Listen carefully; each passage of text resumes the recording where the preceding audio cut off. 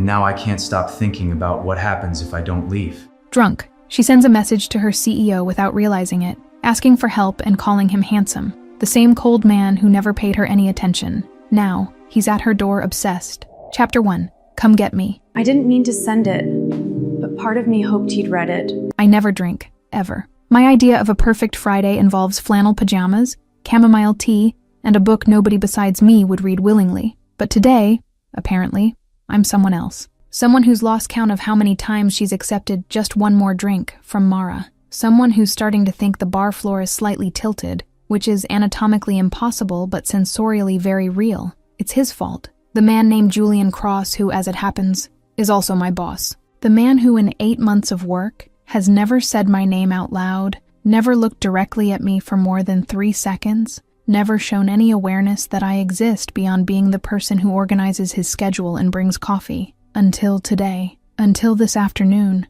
when he stopped in the middle of the board meeting, held up my quarterly report and said, in that deep voice that makes my stomach flip, "Exceptional work, Nora Quinn." Exactly the level of excellence I expect. He said my name, my full name, in front of everyone, and Mara, my best friend and worst influence, decided this deserved celebration, which brought us here, to the Blue Moon, a corporate bar full of finance people pretending to be more interesting than they actually are. "Nora!" Mara shouts next to me, way too close to my ear. "You're glowing!" I'm sweating, I correct, adjusting my glasses that keep sliding down my nose. It's different. It's the glow. The glow of someone who was finally noticed by the hottest man in Manhattan. She practically purrs the word hottest, and I sink further into my chair, looking around to make sure nobody heard. Of course, Leo, the office gossip intern, is exactly 10 feet away and gives me a knowing smile. Great. Perfect. He didn't notice me, I say, but my voice sounds weird, kind of slurred. He noticed the report.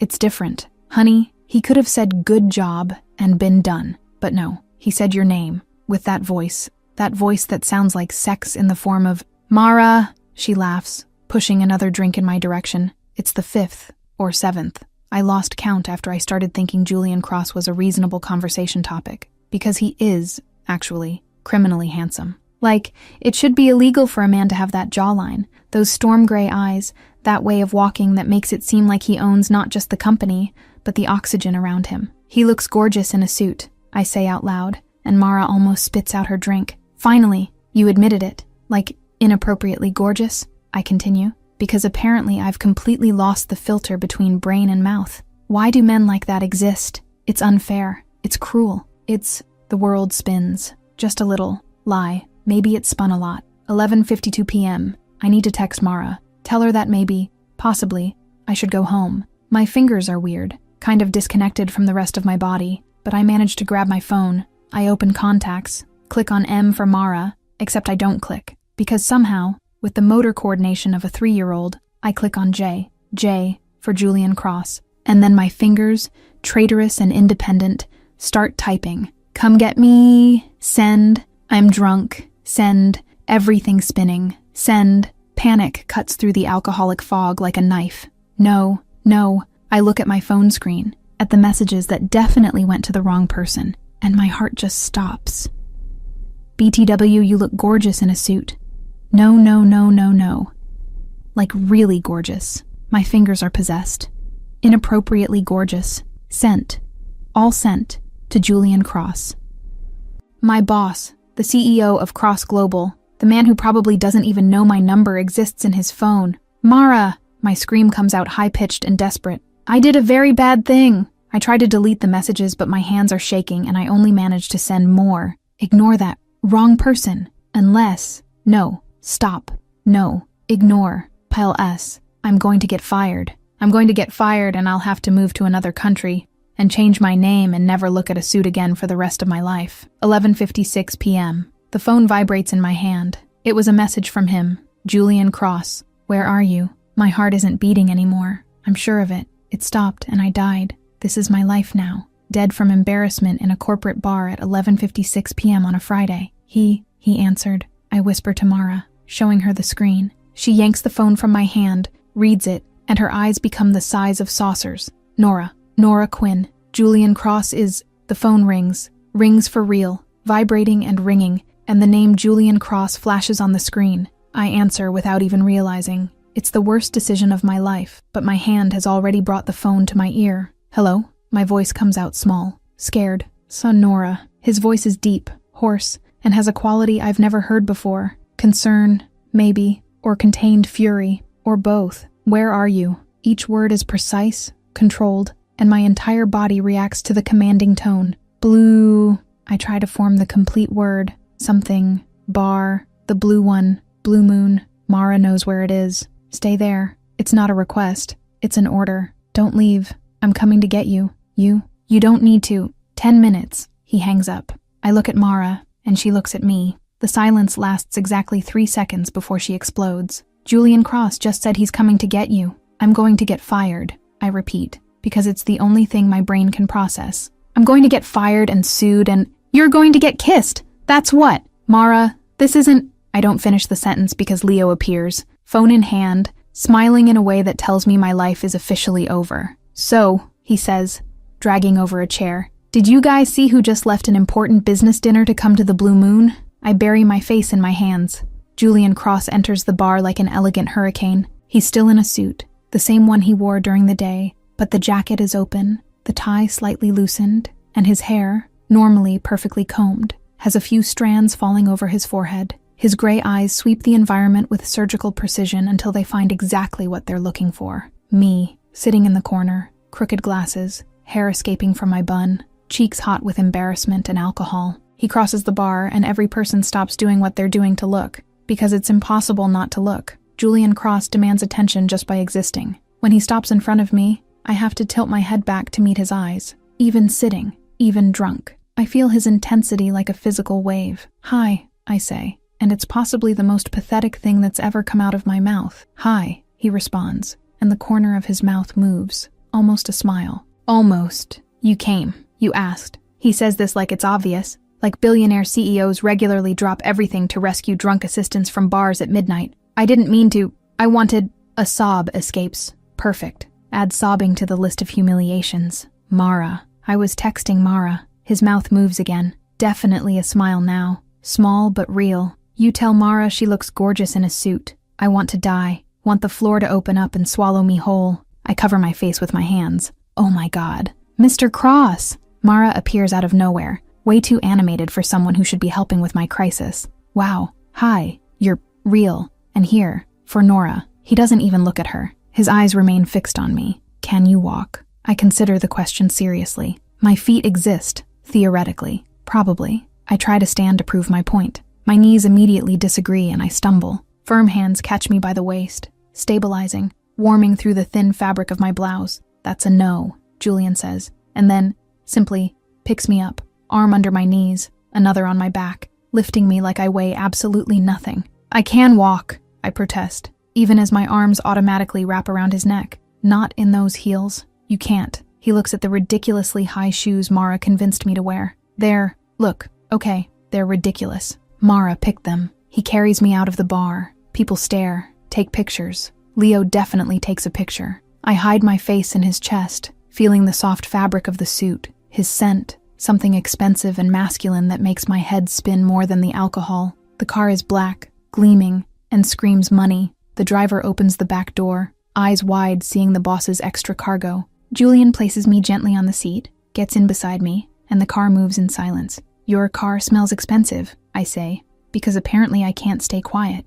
Smells... There's amusement in his voice, like leather and power. Power has a smell. It does. You. I close my eyes, feeling the smooth movement of the car. You're like intimidating, but also safe. Is that weird? It's not weird. His voice is softer now, closer. Good. Because I feel safe with you, even though you're my boss, and this is probably HR violation number 4000. We'll worry about HR on Monday. Monday. A yawn catches me. So far away. My head finds something solid and warm. His shoulder. I should pull away, but I don't pull away, and he doesn't push me away. I feel fingers touching my hair, very lightly, before sleep pulls me completely under. The last thing I hear is a masculine voice, not Julian's, saying quietly, "You're screwed, man," and his response, hoarse and almost inaudible, "I know." I wake up in my apartment, in my bed, with my shoes removed and a blanket over me. Julian is standing beside the bed, placing water and aspirin on the nightstand. In the darkness of the room, he seems even bigger,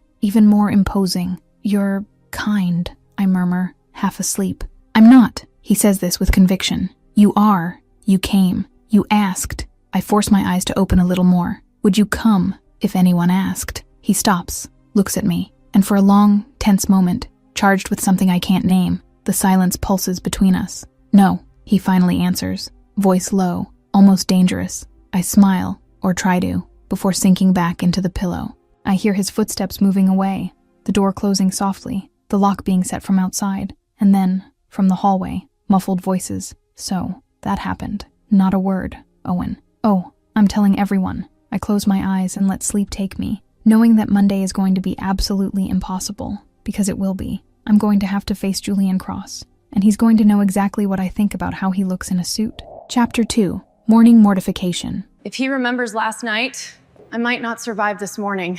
The headache isn't just a headache. It's divine punishment. It's karma in physical form. It's the universe reminding me that bad decisions have consequences, and I made approximately 7 bad decisions last night, all served in glasses with ice and decorative umbrellas. Not that I remember the umbrellas, but Mara took pictures so the evidence exists and will haunt me forever. I open my eyes slowly, very slowly, because morning light is a personal attack, and my bedroom ceiling is exactly where it should be, except it shouldn't be because the last thing I remember is being in a car that smelled like power and leather, and the memories come back in violent flashes and I groan loudly, pulling the pillow over my face as if that could erase reality. "Come get me." "No, you look gorgeous in a suit." "No, no, no. Inappropriately gorgeous. Please let this be a nightmare. Please let me still be sleeping. Please let..." Julian showed up. Julian carried me in his arms in a bridal style. I said he smelled like power. I scream into the pillow, a muffled, high-pitched scream of pure mortification.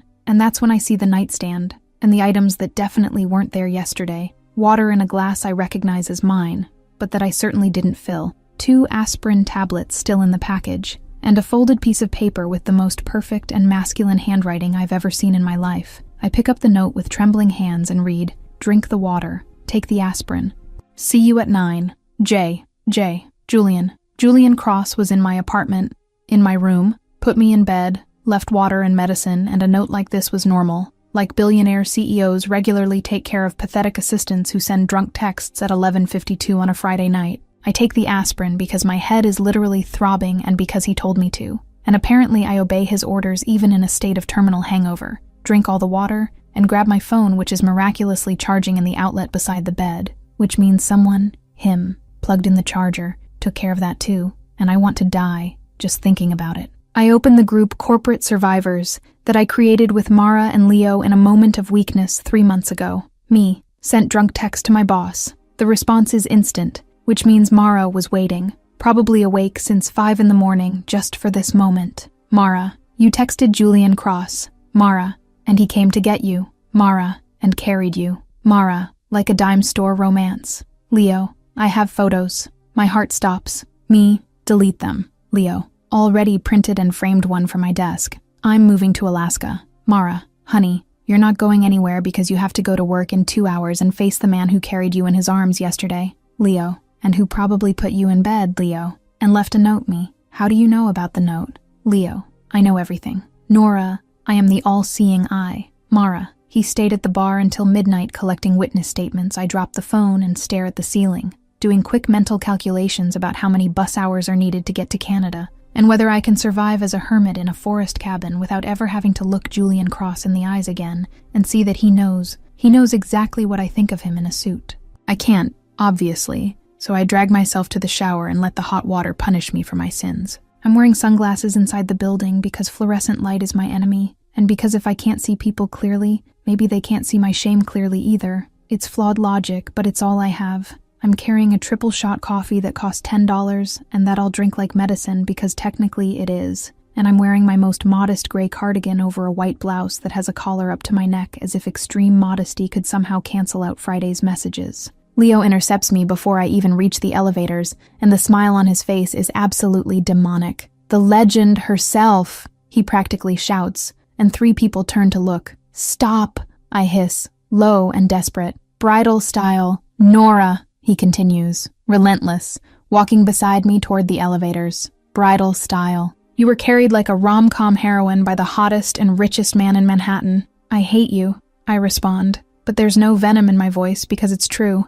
Everything he's saying is horrible documented truth. Julian's been here since 7, Leo says. And this makes me stop in the middle of the lobby. And he's in a good mood. Nora. Like actually good mood. Good, I repeat because Julian Cross doesn't have moods. Julian Cross has varying states of seriousness that range from extremely serious to frighteningly serious. Smiling, Leo says, eyes gleaming with premium-grade gossip. Smiling, Nora, showing teeth, the whole thing. Owen almost had a heart attack. That's impossible. See for yourself, he says. He asked for you as soon as he arrived. Told me to let him know when you showed up. So technically I should be notifying him now, but I'm warning you first because I like you, and you deserve 10 seconds to prepare yourself emotionally. Panic hits me in waves, hot and cold at the same time, and I grip the coffee in my hands like it's an anchor. He asked for me, with first and last name, Leo confirms. Actually, he said. Nora in a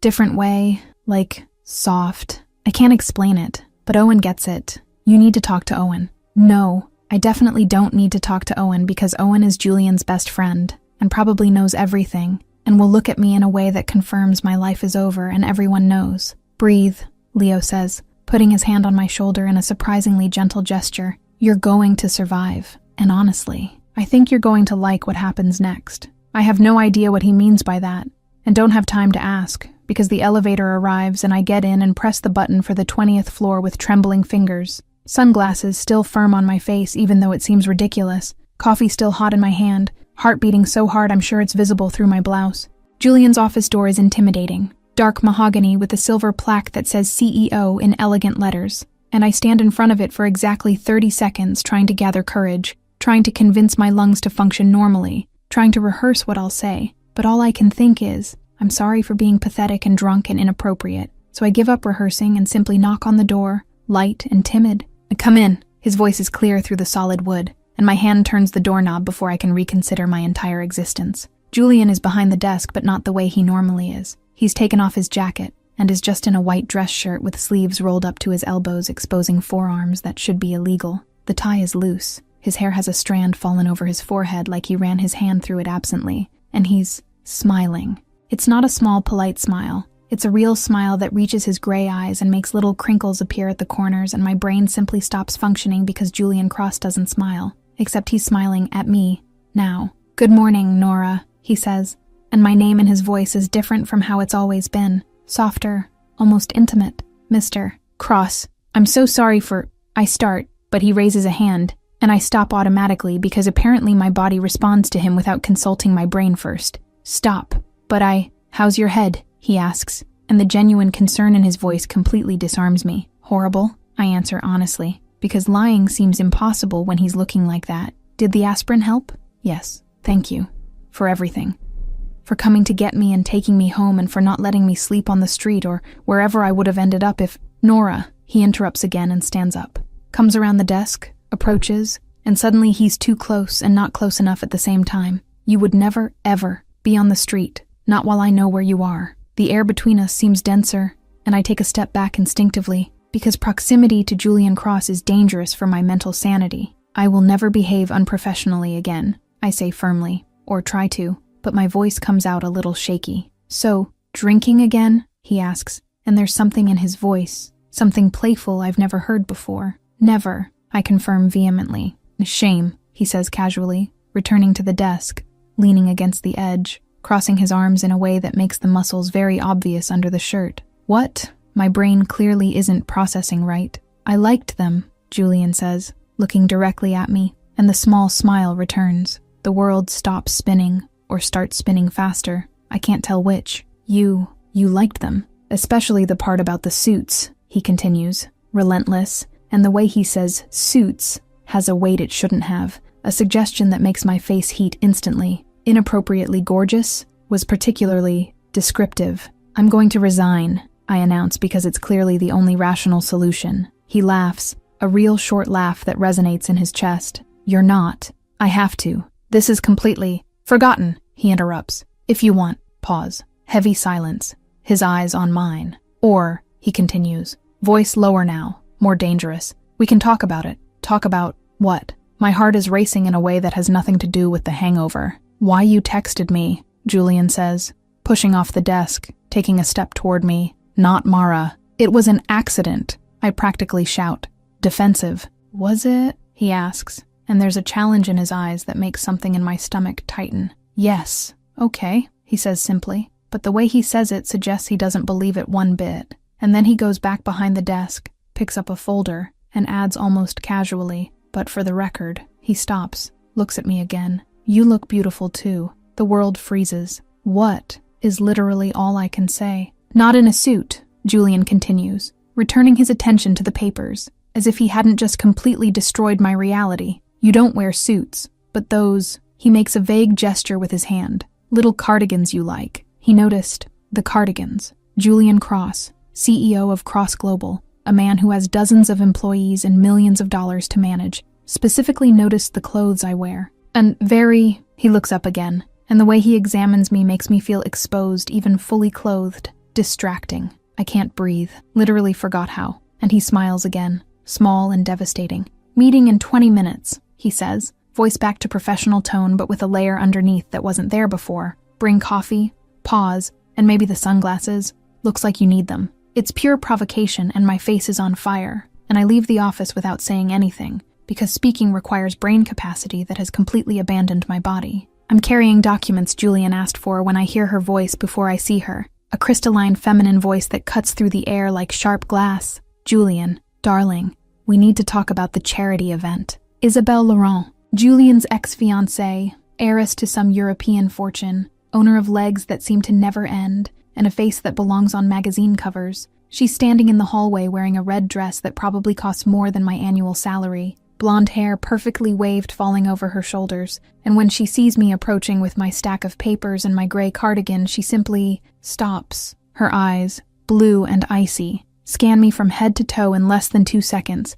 and I see the exact moment she decides I'm not a threat. See the disinterest settling in, but then Julian comes out of the conference room behind her and everything changes. Nora, he says my name immediately, ignoring Isabel completely, and walks toward me. Did you bring the contracts? Yes, Mr. Cross, I respond, extending the folder, trying not to notice how Isabel is looking between the two of us now with a completely different expression, calculating and sharp. Julian takes the folder, but his fingers brush mine. On purpose or by accident, I don't know, and the touch lasts half a second longer than would be professional. Thank you, he says, soft. You're always so efficient. And then he smiles. That small private smile that's been destroying me all day. Isabel sees.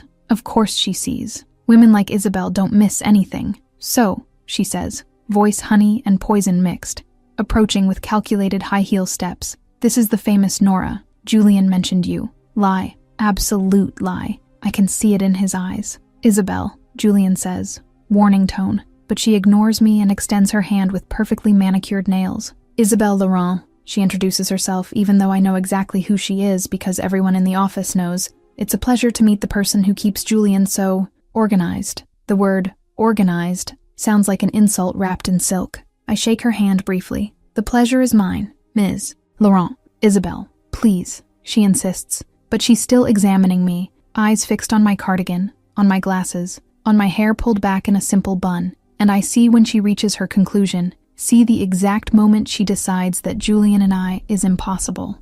See the confidence returning. You're adorable, Nora. Really adorable. Pure condescension. Julian takes a step, getting closer to me, protective and territorial presence. Isabel was leaving, he says. Not a suggestion. Was I? She asks, arching a perfect eyebrow. You were, he confirms. Voice steel covered in velvet. She laughs, light and rehearsed. Always so direct, Julian. One of the things I loved most about you. She turns to me again. It was a pleasure, Nora. I'm sure we'll see each other around. It's a threat disguised as kindness. She leaves, expensive perfume leaving a trail, and I stand there with Julian beside me, feeling the tension radiating from him in waves. I start, but don't know how to finish. Past, Julian says firmly, turning to look at me directly. Completely past, but the way Isabel looked at us, the way she smiled before leaving, tells me she doesn't believe that one bit.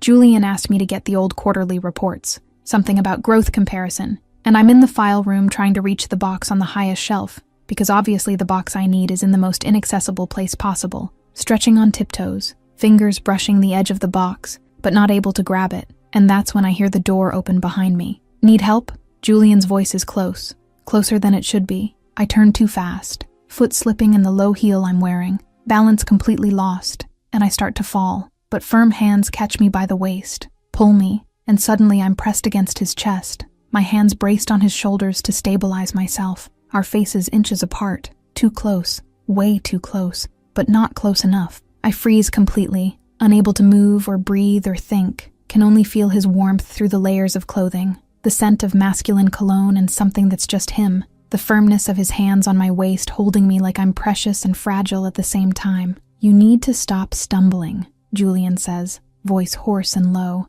but he doesn't let go, doesn't step away, and his eyes are on mine, stormy gray and too intense. And I don't stumble. I respond automatically, but my voice comes out whispered and with no conviction whatsoever. You just appear suddenly and startle me. I startle you? He asks, and there's something dangerous in the way he says it, a challenge, and one of his hands moves from my waist to my face, fingers brushing my cheek, tucking away a strand of hair that escaped from my bun. I should say yes, should confirm that he startles me, that everything about him startles me. The power, the intensity, the way he looks at me like I'm the only person in the world, but what comes out of my mouth is completely different, not the way you're thinking. And what way am I thinking? Julian asks, thumb now tracing the line of my jaw in a movement so slow and deliberate it makes my stomach tighten. Like, fear, I managed to say, even though every cell in my body is screaming things very different from fear. You don't scare me. You make me feel something else. His eyes darken, focus dropping to my mouth for a second before returning. What something else? I don't know how to answer. Don't know how to put into words the way my heart races when he's near, the way my skin tingles when he touches me, the way I completely lose the ability to think straight when he looks at me like this. So I don't answer with words, just stay there, looking back, breathing accelerated, lips parted. Julian leans in, just a little, movement almost imperceptible, but I feel it, feel the change in the air, feel the intention, and my body reacts instinctively, tilting up, closing millimeters of the distance between us. He's going to kiss me, here, in the file room, in the middle of the workday. He's going to kiss me and I'm going to let him, and this is going to change absolutely everything. His mouth is so close I can feel the heat, so close it would just be tilting 1 more centimeter, just closing my eyes and letting it happen. And then the file room door opens with a loud noise and Owen's voice cuts through the moment like a knife. Julian, you need to... Oh, I pull away from Julian so fast I almost stumble again, face completely on fire, heart beating so hard I'm sure everyone can hear it. And Julian releases a long breath before turning to Owen with an expression that could freeze hell itself. Can this wait? Julian asks, voice too controlled. Owen looks between the two of us, smile forming slowly. Actually, it can wait quite a while. Can wait until tomorrow if necessary. Owen, Julian says, clear warning. Leaving. Owen raises his hands in surrender. Leaving now. Completely ignore my existence. Continue what you were doing, or almost doing, or clearly about to do. He leaves and closes the door, but I hear his laughter on the other side, and I want to die, simply die of embarrassment. Nora! Julian starts, but I'm already moving toward the door. I need to... The reports. You asked for the reports. I'm babbling, making no sense at all. I'll get the reports. Nora, look at me, he asks, voice soft. I stop, but don't turn. This can't happen, I say to the door. You're my boss, and this is completely inappropriate. And I can't lose my job because of a moment of what? He asks, closer now, behind me. A weakness? I finish, even though the word seems wrong, even though nothing about what I felt in his arms seemed weak. Look at me, he repeats, firmer now. I turn, and he's there, so close again, looking at me with an intensity that makes my knees weak. That wasn't weakness, Julian says, each word measured and deliberate, and you're not going to lose your job, ever. Not for this, not for anything. You can't promise that, I respond, voice small. I can, he says, and I do. Heavy silence between us, full of unsaid things, and then he takes a step back, creating professional distance, but the way he looks at me has nothing professional about it. See you at 5, he says, and leaves before I can respond. I'm in the reception area, waiting for the elevator, trying to process everything that happened today, when I hear footsteps behind me, and I know, without looking, that it's him. Nora. I stop, turn, and he's there, jacket over his arm, tie still loose, looking tired but satisfied in a way I've never seen. Mr. Cross, I say professionally, even though my entire body is remembering what it was like to be pressed against him hours ago. Next time you need a ride, he pauses, takes half a step closer. Text me, on purpose. That's not appropriate, I respond, but my voice has no conviction whatsoever. Calling me at midnight wasn't either, he counters. But here we are, I repeat stupidly. Good night, Nora, he says, but doesn't move, stays there, looking. Good night, Mr. Cross. Julian, he says suddenly. What? Call me Julian, he repeats, voice lower, more intense, at least. Outside the office, the elevator arrives. The doors open. I enter like an automaton, turn to look at him one last time, and he's still there, looking with that half smile that's going to haunt my dreams. The doors start to close, and he takes a step forward, hand holding the door, preventing it from closing completely. And Nora, he says. Yes, about today in the file room. He stops, eyes fixed on mine. Next time Owen interrupts, I'm locking the door first. The doors close before I can respond, and I sink against the elevator wall, heart racing, hands trembling, face completely on fire, because this, whatever this is, just went from flirting to promise, and I don't know if I'm ready for what he's promising, but God, I want to find out. Chapter 3, Boundaries. What boundaries? We should stop this, but I don't want to. Julian is making excuses, and I know it because in 8 months of work he's never needed my opinion on contract negotiations, or asked me to review presentations for investors, or called me into his office 6 times before noon to discuss details that could definitely be resolved by email, but today my presence is absolutely essential for every microscopic decision he needs to make. And honestly, I should be irritated, but I'm not, because every time I walk in here he looks at me in that way that makes my stomach flip. What do you think of this font? He asks, pointing at the computer screen where an extremely technical corporate presentation is open, and I look at him with a raised eyebrow because he's clearly testing how far he can go before I call him on the lie. Ariel? I respond, crossing my arms. You use Ariel in literally every presentation since I started working here. Maybe it's time to change, he says, completely serious, turning his attention back to the screen, as if the choice between Ariel and Helvetica were the most important decision of his career. Julian. I use his first name for the first time in the office, and I see his shoulders tense. You're inventing reasons to keep me here. He stops, fingers frozen over the keyboard, then turns in his chair to look at me directly. I am, he admits without any hesitation. Is it working? My heart does a strange thing in my chest, and I try to maintain professional composure, even though everything in me wants to smile like an idiot. Depends, I respond, trying to sound casual. On what? He asks, standing up from the chair. And here he comes again, closing the distance between us with those slow, calculated steps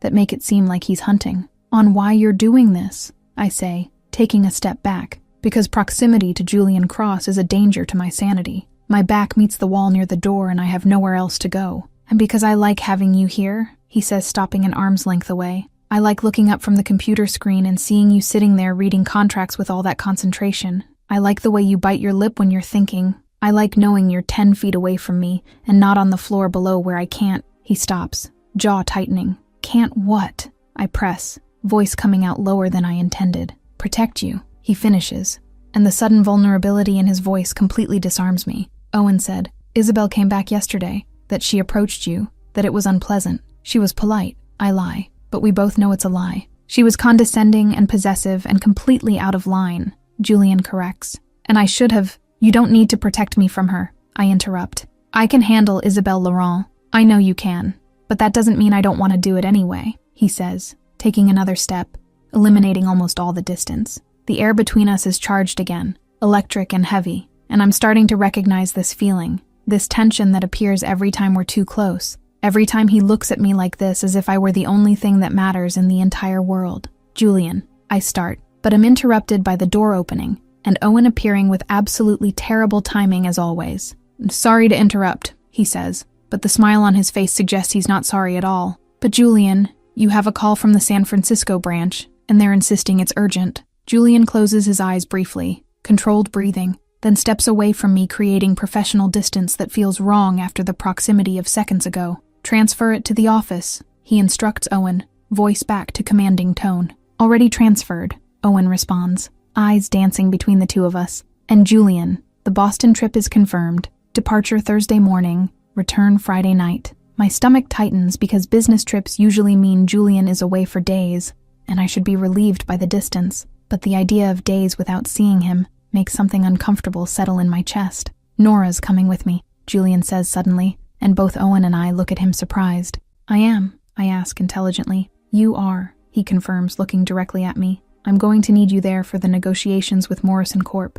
You know the numbers better than anyone. It's a weak excuse because Owen knows the numbers as well as I do, but nobody points that out. Okay? I agree because arguing seems pointless, and because a traitorous part of me wants to go. Boston then. Boston? Julian repeats, and the way he says it sounds like a promise. The hotel is ridiculously elegant. All marble and crystal chandeliers and staff wearing white gloves. The kind of place I'd never stay if I were paying out of my own pocket. And when we arrive at the reception, the woman behind the counter gives us that trained smile and says, Mr. Cross, what a pleasure to have you back. We've prepared the presidential suite as requested. Actually, I'm going to need 2 rooms, Julian says, placing the corporate credit card on the counter, preferably next to each other. 5 minutes later, we're going up in the elevator with electronic key cards for rooms 1847 and 1849, literally doors side by side on the 18th floor, and the tension in the small elevator space is palpable. Julian is on one side,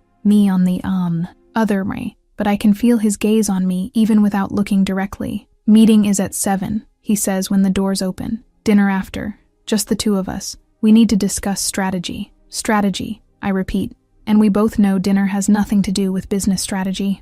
A little later. The meeting with Morrison Corp went surprisingly well, and now we're sitting in an intimate Italian restaurant on the ground floor of the hotel, corner table, low lighting, candle between us, and this feels much less like a business dinner and much more like a date. You were incredible today, Julian says, picking up his glass of red wine. The way you counter-argued the exclusivity clause was impressive. You taught me well, I respond, trying to keep my tone light, even though the way he's looking at me over the candle is doing strange things to my stomach. I didn't teach you that, he disagrees. That was all you're exceptional Nora, and not just at work. The compliment catches me off guard, and I take a sip of wine to have something to do with my hands. You're different here, I observe, more relaxed. Boston brings back good memories, he says, but something darkens in his eyes, and some bad ones. Isabel? I ask gently because I sense it's about her. It's always about her when that expression appears. He's quiet for a long moment, swirling the wine in his glass, looking at the red liquid as if it contained answers. We got engaged here, he finally says, voice low. In this hotel, actually. I proposed to her in the presidential suite after a dinner exactly like this. My chest tightens with something I vaguely recognize as jealousy. And what happened? She cheated on me, Julian says, simple and direct, but I see the pain at the edges of the words. 6 months after the proposal, 2 months before the wedding, with my business partner, in my apartment, in my bed. I came home early from a trip. It was going to be a surprise. I'd bought flowers, champagne, all that romantic bullshit men do when they're in love and foolish. Bitter laugh. Found them there. My hand moves automatically across the table, covering his squeezing. I'm so sorry. Don't be, he says, but finally looks at me, and the vulnerability in his eyes is heartbreaking.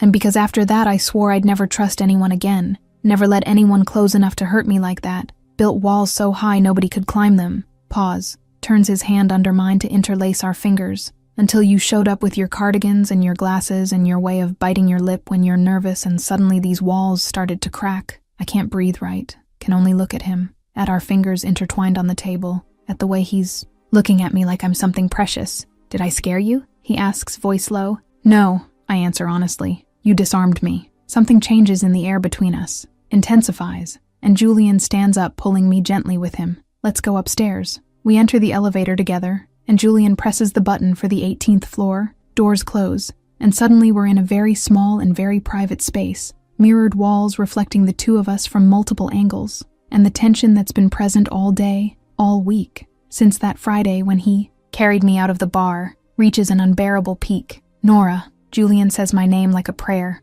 like a warning, like a plea all at once. Yes, my voice comes out whispered. I shouldn't, he says, taking a step toward me. You work for me. This is completely inappropriate. I'm your boss, and there are rules and policies, and then why doesn't it feel wrong? I interrupt, taking my own step, eliminating more distance. Why does it feel right every time you're close? Nora, he repeats, But now he's closer, much closer. If I kiss you now, it won't be light. It won't be gentle. It won't be something I can pretend didn't happen later. Good, I respond, heart beating so hard I'm sure he can hear it. Because I don't want light. I don't want gentle. And I definitely don't want to pretend. Something breaks in him. I see the exact moment the last wall of resistance falls. And then he's on me, hands on my face, fingers in my hair, pulling me, and his mouth meets mine with an intensity that takes all the air from my lungs.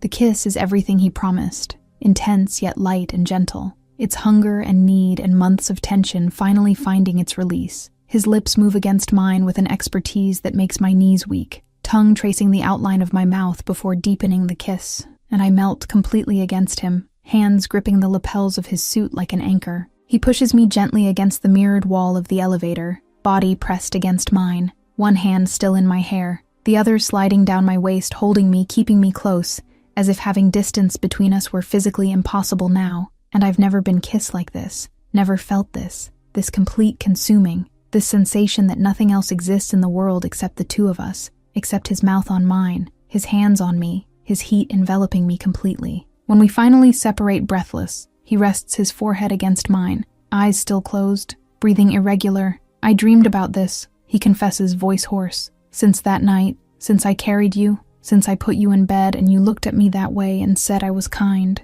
You are kind, I whisper, fingers tracing the line of his jaw. Even when you pretend not to be. He opens his eyes and what I see there hits me hard. Desire, yes, but also something deeper. Something that seems dangerously close to real feelings. Stay with me tonight, he asks. Doesn't demand. Not like that.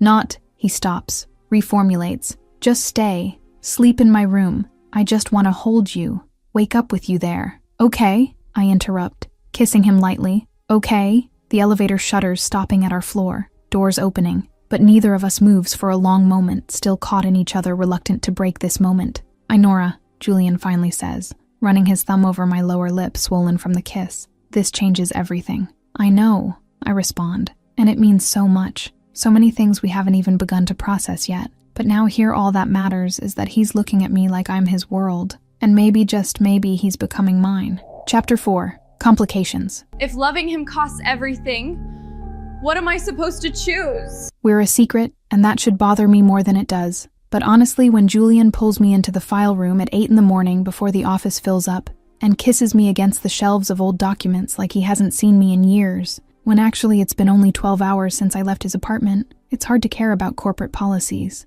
Good morning, he murmurs against my lips, firm hands on my waist, keeping me pressed against him. And I smile because Julian Cross saying good morning with kisses instead of formal emails is still new enough to make my heart race. Good morning, Mr. Cross. I respond on purpose, using the formal title, just to see the way his eyes darken. And it works because he kisses me harder, deeper, one hand moving up to my face while the other tightens on my waist. Bah, you know what that, Mr. Cross, does to me, he says against my mouth, voice hoarse. And I laugh softly because yes, I know exactly what it does. My phone buzzes in my pocket. Message from Leo. Owen's looking for you. Urgent. Julian sees my expression change and steps back reluctantly. Work. Owen, I confirm, straightening my blouse. Probably about today's presentation. I'll see you at the 10 o'clock meeting, he says. But before I can pull away completely, he pulls me back for one last quick kiss.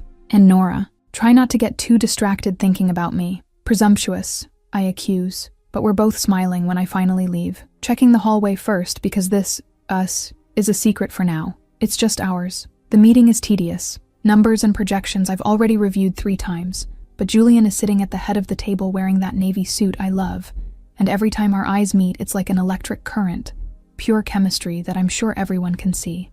My phone vibrates discreetly under the table. Message from him even though he's 10 feet away. Stop biting your lip or I'm going to have to interrupt this meeting. I bite my lip on purpose, looking directly at him, and I see his jaw tighten. Send back. You wouldn't dare. Try me, he responds immediately. And I would have tested it if the conference room door hadn't suddenly opened, and Isabelle Laurent hadn't walked in like she owned the place, all elegance and poison wrapped in a white dress. Julian, darling, she says, ignoring the other 6 people at the table. We need to talk about Saturday's charity event. Julian doesn't even look at her, voice professional and cold. Isabelle, we're in a meeting. I know, she says, approaching, eyes sweeping everyone until they stop on me. And something changes in her expression, something calculating and dangerous. but I'm sure your assistant can note this down for you. Right, Nora? The way she says, assistant, is pure venom. Of course, Ms. Laurent. Isabel, please. She corrects, but she's examining me now, eyes too sharp. Actually, Nora, you look different, more radiant. New face cream? My stomach tightens because the way she's looking suggests she knows, and when her eyes move from me to Julian and back, I see the exact moment the pieces fall into place. The meeting continues now, Julian says, voice sharp as a blade. Isabel, you can schedule with my secretary if you need to discuss events. It's a clear dismissal, but she smiles, that smile that doesn't reach her eyes. Of course, Julian, always so professional. She looks at me. It was a pleasure, Nora. I'm sure we'll talk soon. When she leaves, the tension in the room is palpable, and Owen looks at me with an expression that confirms all my worst suspicions. He knows too. Isabel corners me near the elevators when I'm coming back from lunch. Nora, what a coincidence. Can we talk? It's not a request, and she's already guiding me to an empty conference room before I can refuse. I'll be direct, she says as soon as the door closes. You're sleeping with Julian. It's not a question, it's a statement. And my heart races. I don't know what you're talking about. Please. She laughs coldly. I've known Julian for 10 years. I know exactly how he looks when he's interested in someone and the way he looked at you in that meeting. Poisonous pause. I've seen that look before directed at me, so don't insult me by playing innocent. Even if there were something, it wouldn't be your business. Cross Global has very clear policies about relationships between superiors and subordinates, she says, approaching. Policies that the board takes extremely seriously, especially when they involve the CEO. One word from me and they'll investigate, they'll find out, and guess who's going to lose their job in that scenario? Fear grips my chest because she's right. What do you want? I want you to end it, she says. Simply, break up with him, resign if necessary, disappear from his life before this explodes and destroys his reputation, because I may not be with Julian anymore, but I still care enough not to want to see him ruined by an E. She examines me. Assistant. The word is pure insult. Think about it, Isabel says, turning. You have until Friday to decide. After that, I take it to the board. When she leaves, I sink into a chair, hands trembling, mind racing, and all I can think is that maybe she's right. Maybe this was unsustainable from the start. When I enter, he's on the phone, but immediately ends the call when he sees me. Nora, you disappeared after lunch. Isabel cornered me, I say without preamble, and I see his expression harden. What did she say? That she knows about us? That she'll take it to the board if I don't break up with you? That the company has policies and I'm going to lose my job? And the words come out in a torrent and Julian is around me in seconds, hands on my face, forcing me to look at him. Breathe, he orders gently. Breathe, Nora. Julian, I'm just the assistant, I say, and I hate how my voice comes out small and insecure. You're the CEO and this is completely unbalanced and maybe she's right. Stop, he interrupts, thumb tracing my cheek. You're not just anything. You're everything. Understand? You're everything. The words should comfort me, but they can't erase the fear. But the company, the policies, I'll deal with the policies, I'll deal with the board, I'll deal with Isabel. The door opens without knocking, and Owen enters, expression too serious. Julian, we need to talk. Now. Owen, this isn't the time. It's about the board, Owen interrupts, looking between the two of us. Isabel already went to some members, planted seeds. They're asking about inappropriate relationships in the office. He sighs. Julian, you're going to have to choose, either Nora or the company, because the board won't approve this, ever. The silence that follows is suffocating, and I see something break in Julian's eyes, see the weight of the choice settling in, and I know that no matter how much he feels for me, Cross Global is everything he built. It's his entire life. And I'll resign, I say before he can speak. Tomorrow I'll write the letter and— No, Julian says firmly. You're not going anywhere. Julian, be realistic, Owen says, voice tired. You know what the board is like. You know they won't accept this. And if you push, they'll remove you as CEO. They'll destroy everything you built. Then let them destroy it, Julian says. And my heart stops because he can't be serious. Because I'm not choosing the company over her. I won't. Julian, I start. But he kisses me desperate and intense as if he's trying to convince me through touch that this will work. But when we separate, reality is still there, heavy and inevitable, and Owen is looking at us with pity. You have until Friday, Owen says quietly. After that, the board votes, and Julian, they already have the votes to remove you. Chapter 5. The Choice. Letting you go is the only way I know how to protect you. I woke up in his apartment like I have for the last 2 weeks, wrapped in expensive sheets that smell like him, and for one perfect illusory moment I pretend everything is fine, that there's no board or Isabel or ultimatums. But then Julian comes out of the bathroom already dressed in a full suit at 7:30 in the morning, and the expression on his face tells me everything I need to know before he even opens. His mouth. "We need to talk," he says, standing in the middle of the room, too distant, too controlled, and my stomach sinks because I know that tone. It's the tone he uses in difficult meetings. It's the CEO tone, not the boyfriend tone. "No," I say, sitting up in bed pulling the sheet around my body. "No, Julian, don't do this. The board votes today at 2, he continues as if I hadn't spoken, hands in his pockets, posture rigid. Owen confirmed they have the votes to remove me if I don't end this. If I don't let you go, then let them remove you, I say desperately, getting out of bed. You said you wouldn't choose the company over me. You promised, and I'm not choosing, he interrupts, finally looking at me, and the pain in his eyes is so intense it physically hurts. I'm protecting you. Nora, you don't understand. If I force this, if I make them remove me, Isabel won't stop. She'll come after you. She'll destroy your reputation. She'll make sure you never get work at any decent company in Manhattan. She has enough connections to do that, and I won't let your career be ruined because of me. My career, I repeat, incredulous. Julian, I don't care about my career. I care about you, and I care about your future, he says, voice breaking a little at the edges. You deserve someone who can give you everything. Someone who doesn't put you in this impossible position. Someone who... No, I interrupt, crossing the room until I'm in front of him, hands on his chest. Don't do this. Don't pretend this is about protecting me when it's about you being afraid. You're afraid to fight for this, to fight for us. I'm not afraid, he says, but his hands come to my face, thumbs tracing my cheeks, contradicting the words. I'm being realistic. This was never going to work anyway. I'm your boss. Your assistant, I finish bitterly. I know, Isabel reminded me. You're reminding me now. Apparently it's all I am. You know that's not true, Julian says, pulling me against him, forehead resting against mine. You're everything to me, everything. But that's exactly why I can't be selfish. I can't keep you trapped in this when it means you'll lose everything. You're all I want, I whisper, eyes already burning with tears I refuse to let fall. Please don't do this. Please. He kisses me, and it's different from all the other kisses. It's desperate and final and tastes like goodbye. And when we separate, his eyes are closed as if looking at me is too painful. I need you to resign, he says, voice hoarse. Today, before the vote. So it's clear that it's over. So the board has no reason to continue. No, Nora, please. No, I repeat more firmly, stepping away from him. If you want to end this, then end it. But I'm not going to make it easy for you. I'm not going to resign and pretend this was my choice when it clearly wasn't. Nora, I'm going to get dressed and leave, I say, picking up my clothes from the floor, where they were abandoned last night when we were still happy, when we were still us. And you're going to do what you have to do, and I'm going to do what I have to do. But don't ask me to make this pain easier for you. I get dressed in silence, feeling his eyes on me the whole time. And when I'm ready, when I'm at the door, he speaks one last time. I love you, Julian says, and the words should be beautiful, but they only hurt. I love you, and that's exactly why I'm letting you go.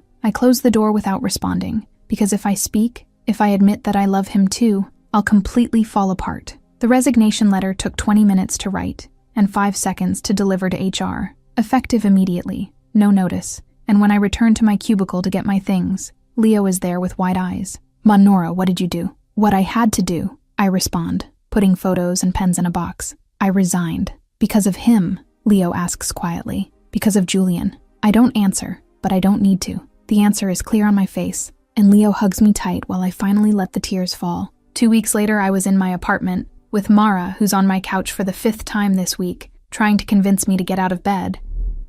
Honey, you need to eat something that isn't ice cream. You need to change out of pajamas. You need to stop watching sad movies and crying. I'm fine. I lie, obviously. Perfectly fine. My phone buzzes with a message from Leo. Julian is destroyed. Owen said he doesn't sleep, doesn't eat. The company's suffering because he can't. Focus. He's a complete disaster. Good. I think bitterly. At least it's not just me. Julian is in the office for the 16th consecutive hour, eyes red from exhaustion, 3 empty coffee cups on the desk, and Owen is fed up. You're an idiot, Owen says, entering without knocking. A complete and total idiot. Owen, I'm not in the mood. You love her, Owen interrupts. You're miserable without her. The company is suffering because you can't concentrate on anything except how you ruined everything. And yet you're here pretending you did the right thing. I protected her. You protected yourself. Owen corrects brutally. You got scared and ran, and now you're both destroyed and for... What? For nothing, because the company is still here, the board is still here, but she's not, and you're miserable. What do you want me to do? Julian finally explodes. The board made it clear. The board made nothing clear because I talked to them, Owen says, throwing a folder on the desk. There's no policy against relationships. Julian, none. I checked personally in the employee handbook, in the corporate guidelines, in everything. Julian freezes. What? Isabel lied, Owen says. She made up the rule, planted fear in the board about possible scandals, but there's no actual policy. She manipulated you, and you fell for it completely. The silence that follows is absolute, and Owen sees the exact moment realization hits Julian, sees the anger, the pain, the regret, all at once. She lied. Julian repeats, voice dangerously low. She lied, Owen confirms. And you let Nora go for nothing. You destroyed both of you over a lie. Julian is already getting up, grabbing his jacket. Where is she? Probably at her apartment, hating you, Owen responds. But Julian, it's going to take more than apologies to fix this. I know, Julian says already at the door, but I'm going to try. I'll beg if I have to, because I can't live like this. I can't live without her. Chapter 6. Come get me. I lost you once. I'm not making that mistake again. Reprise. The rain started at 7 and hasn't stopped since. That kind of storm that makes Manhattan look gray and desolate. And I'm on the couch wrapped in blankets watching the same romantic comedy for the third time this week, because apparently I'm a masochist and like to remind myself that happy endings exist for everyone except me. Mara left an hour ago after making me promise I'd shower and eat something real. Promises I'm obviously not going to keep because changing out of pajamas requires energy I simply don't have, and I'm considering ordering Chinese food for the 4th time this week when I hear loud knocking on the door, insistent and urgent.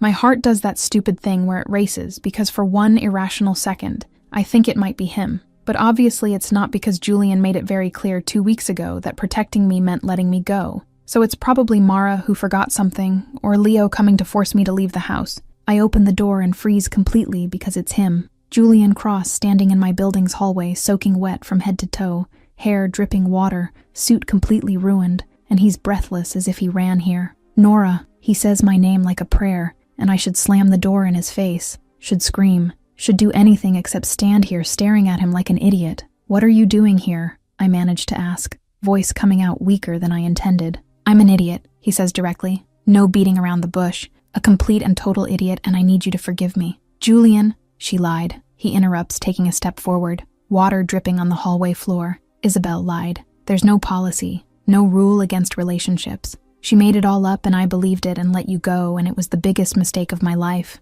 The words take a second to process, and when they do, the anger comes in waves. You let me go. And I practically scream. You broke up with me. You made me resign. You made me believe I wasn't enough, and now you show up here soaking wet telling me it was all a lie. I know, he says, and the pain in his voice is palpable. I know, and I have no excuse. I was afraid to fight, afraid to risk everything for you, and I ended up losing the only thing that really mattered. You can't just show up here, and I love you, he interrupts, voice firm now. I love you, Nora Quinn. I've loved you since that night when you sent drunk texts saying I was inappropriately gorgeous. I've loved you since I carried you out of the bar and you said I smelled like power. I've loved you since the first day you walked into my office with those glasses and that cardigan and pretended not to be dying of nerves. Tears are running down my face now mixed with the rain coming in through the open door. You hurt me, I know, he says, getting closer.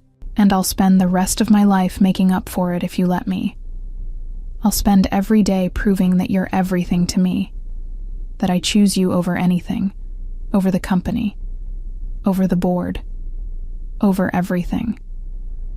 Julian, I can't go through this again, I say, voice breaking. I can't love you and lose you again. Then don't lose me, he says, taking my face in his wet hands. Stay with me.